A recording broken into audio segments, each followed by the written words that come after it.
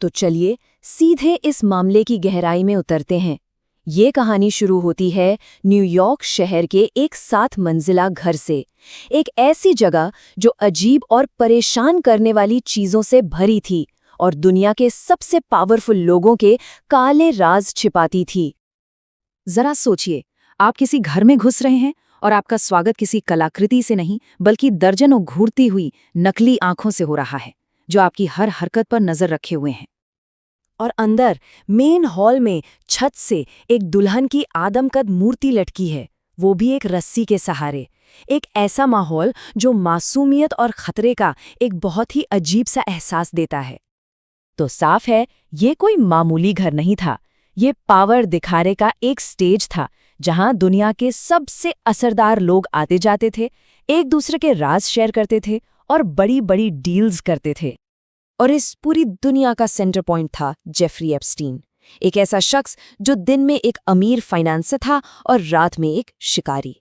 और इसी की कहानी एक ग्लोबल स्कैंडल बन गई। जनवरी 2026 में 35 लाख से भी ज्यादा पन्नों के सीक्रेट डॉक्यूमेंट्स जारी किए गए। इनसे उसके पूरे नेटवर्क का पर्दाफाश हो गया और दुनिया भर के पावरफुल लोगों में कह सकते हैं हड़कंप मच गया। इन डॉक्यूमेंट्स से न सिर्फ कुछ चौंकाने वाले नाम सामने आए, बल्कि एक और जरूरी बात पता चली, एप्स्टीन का तरीका, वो कैसे लोगों पर अपना असर डालता था। और जवाब था ब्लैकमेल। पीड़ितों ने तो गवाही में ये तक बताया कि पूरा का पूरा घर हिडन कैमरा से भरा हुआ था। हर चीज रिकॉर्ड हो रही थी, हर बातचीत, हर हरकत, सब कुछ ब्लैकमेल का एक हथियार बन रहा था।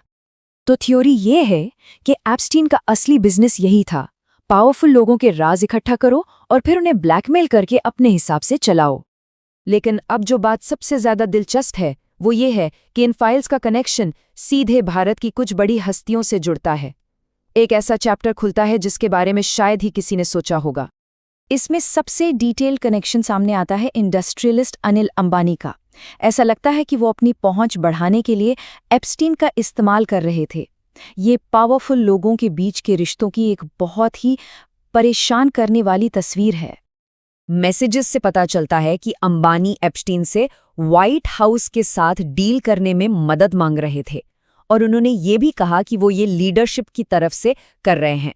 मतलब इशारा ये था कि ये रिक्वेस्ट काफी ऊंचे लेवल से आ रही थी। अब जरा इस टाइमलाइन को देखिए।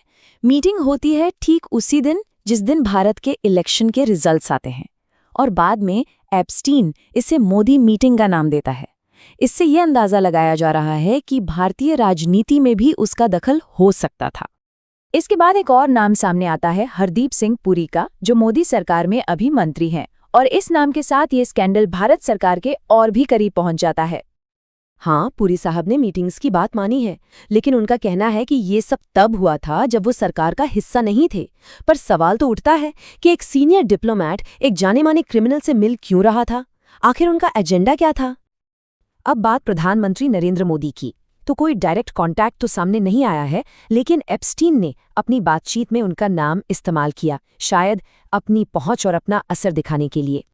एक ईमेल तो काफी सनसनीखेज है। इसमें एप्स्टीन ने दावा किया कि 2017 में पीएम मोदी की इजराइल विजिट पर उसने सलाह दी थी। उसका कहना था कि ये विजिट अमेरिकी प्रेसिडेंट को खुश करने के लिए एक तरह का परफॉर्मेंस थी, और वो कामयाब भी हुई।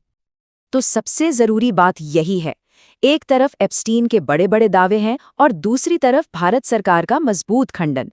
सरकार ने इस ईमेल को बकवास और एक अपराधी की घटिया सोच बताया है। अब सवाल यह है कि सच्चाई आखिर है कहाँ? चलिए अब जरा बड़ी पिक्चर देखते हैं, क्योंकि ये जो इंडिया कनेक्शन है, ये तो एक बहुत बड़े ग्लोबल नेटवर्क का बस एक हिस्सा है। एप्स्टीन का असर दुनिया के कोने कोने तक फैला हुआ था। इस लिस्ट में कौन कौन नहीं है? रॉयल फैमिली के लोग हैं, टेक बिलियनर्स हैं, प्रेसिडेंट्स हैं। ये दिखाता है कि एप्स्टीन की पहुंच कितनी जबरदस्त थी। और सवाल वही है कि इतने सारे पावरफुल लोग एक क्रिमिनल से क्यों जुड़े हुए थे? तो इतने खुलासों के बाद भी ऐसा लगता है कि पूरी कहानी अभी सामने आई ही नहीं है। कई जरूरी सवाल हैं जिनके जवाब नहीं मिले, और डर ये है कि सबसे गहरे राज शायद अब भी दफन हैं। और ये प्रॉब्लम को बिल्कुल साफ दिखाता है। जितने डॉक्यूमेंट्स की पहचान हुई है, उनमें से करीब आधे अभी तक पब्लिक नहीं किए गए हैं। इससे शक होता है कि कहीं पावरफुल लोग अब भी अपने राज छिपाने की कोशिश तो नहीं कर रहे। सोचिए, इतना बड़ा स्कैंडल हुआ, लेकिन सजा सिर्फ एप्स्टीन के एक सीधी पार्टनर को हुई। बाकी का जो पावरफुल नेटवर्क था, उस पर ज्यादातर कोई आंच नहीं आई। ये हमारे जस्टिस सिस्टम पर एक बहुत बड़ा और परेशान करने वाला सवाल खड़ा करता है। और आखिर में ये हमें सबसे डरावने सवाल पर लाकर छोड़ देता है, एक ऐसा सवाल जो हमारी दुनिया में पावर और जस्टिस के खेल पर सीधी चोट करता है। क्या एप्स्टीन ने एक हाई सिक्योरिटी जेल में खुद अपनी जान ली, या फिर उसे उन लोगों ने चुप करा दिया जिनके राज वो जानता था? ऐसे ही नवीनतम वीडियो के लिए चैनल को लाइक, शेयर और सब्सक्राइब करें। धन्यवाद।